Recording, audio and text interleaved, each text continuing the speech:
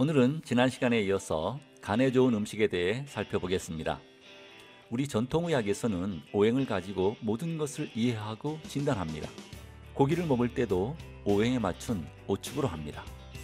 즉, 간에는 개고기, 심장에는 양고기, 비장에는 소고기, 폐에는 닭고기, 신장에는 돼지고기가 오행에 배속됩니다. 그래서 오늘은 요즘 젊은이들에게 혐오식품이지만 옛날부터 우리 민족이 즐겨 먹었던 개고기 이야기를 해보겠습니다. 미국 최고의 암 전문 병원인 텍사스 대학교의 MD 앤더슨 암센터에 김우신 박사님이 계십니다. 이분은 미국 최고의 의사에 여러 번 뽑히기도 했습니다. 김우신 박사님은 오래전부터 암 환자에게 개고기를 먹으라고 권합니다.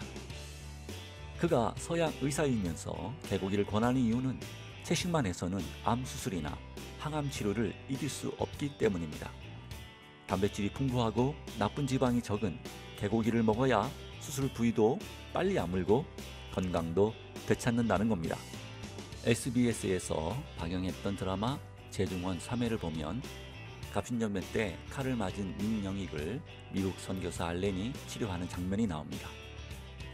알렌은 당시 조선에 없었던 마취와 상처를 실로 꿰매는 신기한 외과 수술로 민영익을 구했습니다.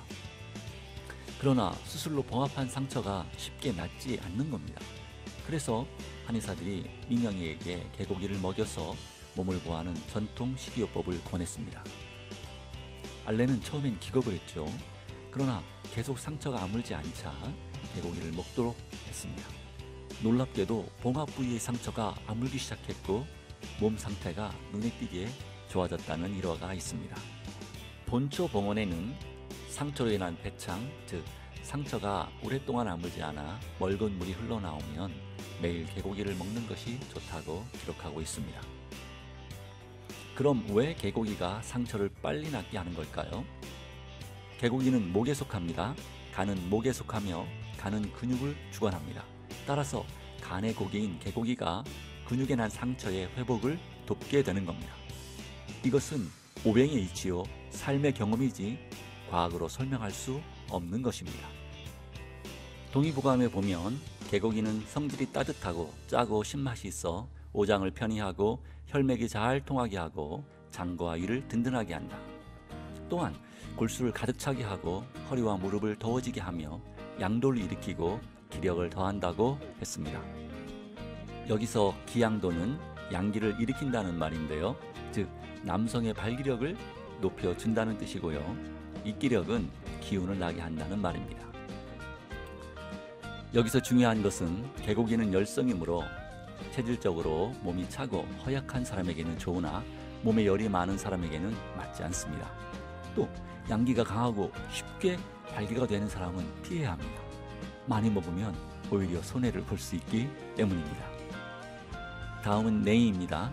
냉이는 논이나 밭둑 그리고 들판에서 잘 자라 쉽게 구할 수 있습니다. 추운 겨울에 살아남아 따뜻한 봄에 나는 냉이는 뿌리가 깁니다. 즉 위로 기운을 올려주는 작용이 뛰어나다는 말입니다. 봄 날씨는 따뜻해졌는데 내 몸은 아직 날씨에 적응을 못해 몸이 나른하고 여전히 추위를 타며 춘곤증에 빠져 있을 때 냉이를 먹으면 기운이 나고 활력을 되찾게 됩니다. 이를 영양학적으로 살펴보면 냉이에는 비타민 A, B1, B2, C 등이 다량 함유되어 있습니다. 특히 봄철에는 신진대사가 왕성해져서 비타민 소모량이 겨울보다 최소한 3배 이상 증가하는데 이때 비타민이 풍부한 냉이를 먹으면 신진대사를 원활하게 하여 춘곤증과 피로를 날려버릴 수 있게 되는 겁니다. 동의보감에 보면 냉이로 국을 끓여 먹으면 피를 끌어다 간에 들어가게 하고 눈을 밝게 해준다라고 말합니다. 냉이를 삶아서 죽이나 국을 끓여 먹으면 간과 오장의 기능이 좋아지고 비위가 조화를 이루며 눈이 밝아진다고 합니다. 냉이는 눈에도 좋은데요. 냉이의 푸른 잎사귀에는 비타민 A가 많이 들어있어 눈을 밝게 해줍니다. 건조한 날씨나 황사 때문에 눈이 피로하고 건조하거나 안구건조증이 있을 때 도움이 됩니다. 눈은 간과 연결된다고 배웠습니다. 간이 튼튼하면 눈은 저절로 맑아집니다. 실제로 냉이 뿌리에 있는 콜린 성분이 간의 지방을 제거하기 때문에 간을 좋아지게 하고 숙취 해소에도 도움이 됩니다. 냉이는 단맛이 있어 몸이 허약한 사람이나 소화 기능이 떨어진 사람에게도 좋은 봄나물입니다. 또한 냉이는 단백질 함량이 높고 무기질이 많은데 특히 칼슘이 많아 시금치의 3배나 되고 철분도 많아 뼈 건강과 빈혈에도 좋습니다. 다음은 달래입니다. 달래는 냉이와 함께 봄철을 대표하는 나물입니다. 비타민C가 풍부하여 봄철의 식욕부진이나 춘곤증 예방에 좋을 뿐 아니라 신진대사를 촉진시켜 콜레스테롤을 낮춰주고 피부 노화지방, 기미, 주근깨의 원인인 멜라닌 색소를 억제하여 주름이 생기는 것도 막아줍니다. 또한 각종 비타민 결핍으로 오는 저항력 약화, 입술 터짐, 잇몸병 등을 예방하는 데 뛰어난 효능이 있습니다. 동의보감에 보면 달래는 성질이 따뜻하고 맛이 매우며 이 약기운은 기와 신으로 들어간다. 속을 덮이고 음식이 소화되게 하며 광란으로 토하고 설사하는 것을 멎게 하고 오래된 독을 치료한다라고 했습니다.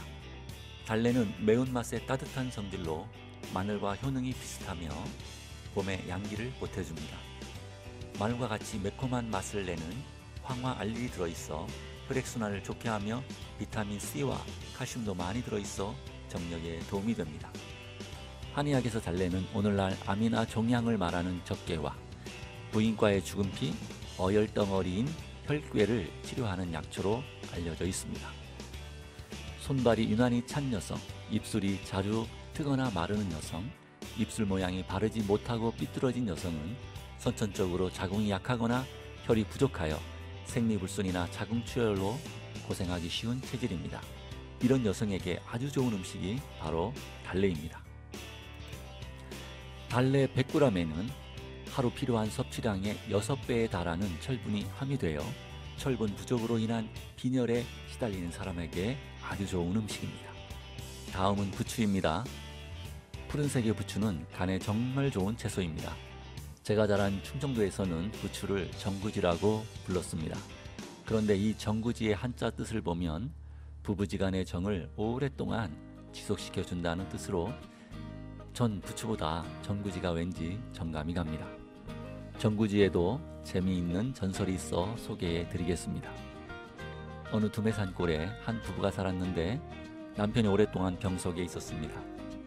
하루는 탁발 스님이 그 집에 와서 보니 안주인의 강한 음기가 남편의 양기를 고갈시켜 병이 된 줄 알았습니다. 그래서 담벼락 밑에 무성하게 자란 정구지를 매일 남편에게 먹이면 병이 나을 거라고 알려주었습니다. 지극정성으로 정구지를 몇 끼니마다 해주었더니 신기하게도 남편이 점차 기운을 차렸고 오래지 않아 완쾌되었다고 합니다. 그래서 부인이 남편을 설득하여 집터 일부를 부수고 정구지를 심어 집을 부수고 심은 풀이라 하여 파옥초라 불리기도 했고 과부집 담을 넘을 정도로 힘이 생긴다 하여 월담초라 하기도 하였고 장복하면 오줌줄기가 벽을 뚫는다 하여 파벽초라 했습니다. 부추에는 마늘처럼 황화알릴이 들어있어 혈액순환을 원활하게 하여 발기가 잘 되게 할 뿐만 아니라 셀레늄, 엽산, 베타카로틴, 마그네슘, 칼슘 등 미네랄이 풍부하여 성기능에 도움이 됩니다.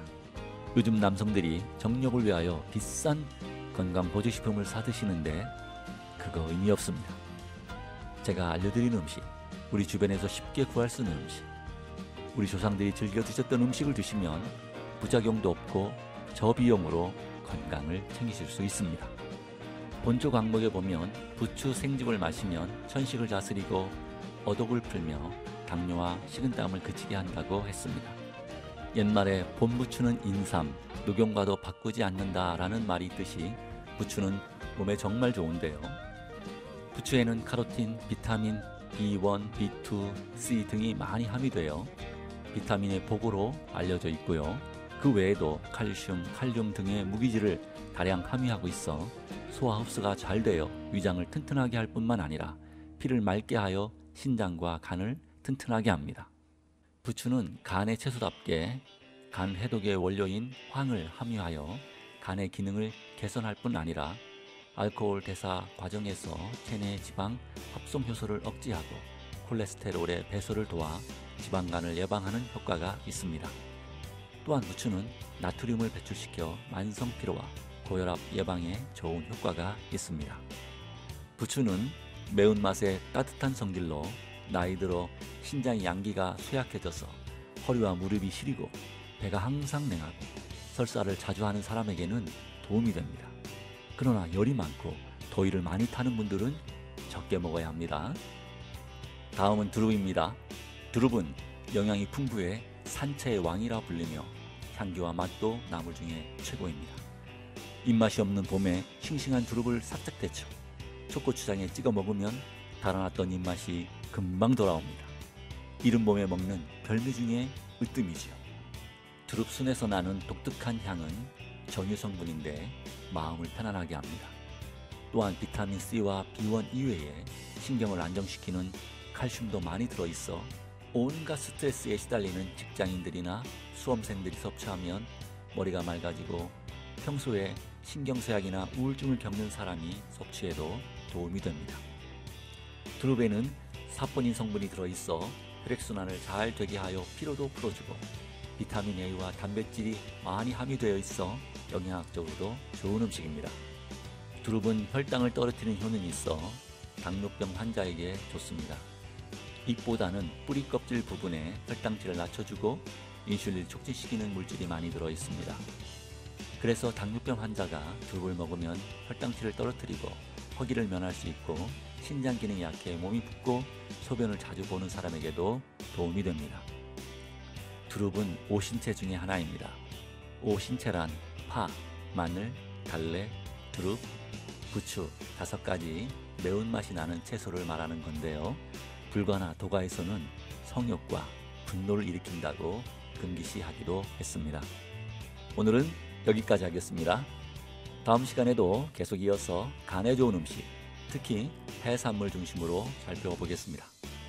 오늘도 시청해주셔서 감사드립니다. 구독, 좋아요 부탁드립니다.